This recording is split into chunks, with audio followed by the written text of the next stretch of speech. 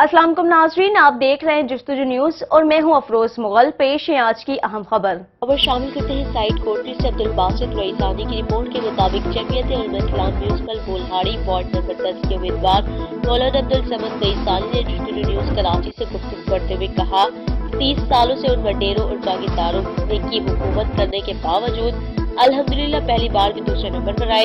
इंशाअल्लाह आइंदा जीत किताब की ही होगी, लेकिन हमारी बापर्दा खवातीन को वोट पीपी चीफ एजेंट देखकर रोक रहा था और कह रहा था कि तुम्हारा वोट इधर नहीं।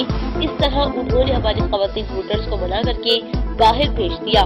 जिनमें से कुछ के बारे में हमें मालूम हुआ तो हमने खुद अंदर जाकर वोट भी कास्ट करवाया और शिकायत भी दर्ज करवाई। उसके बावजूद वो बाज ना आए। प्रिजाइडिंग ऑफिसर भी मना करते रहे, लेकिन ये शख्स हमारी अदम मौजूदगी में इस तरह की हरकत से बाज नहीं आ रहा था, लिहाजा हम इस अमल की भरपूर मजम्मत करते हैं। मौलाना अब्दुल समद रईसानी ने मजीद कहा कि हम उम्मीद करते हैं कि आइंदा इस तरह शिकायत का मौका नहीं मिलेगा।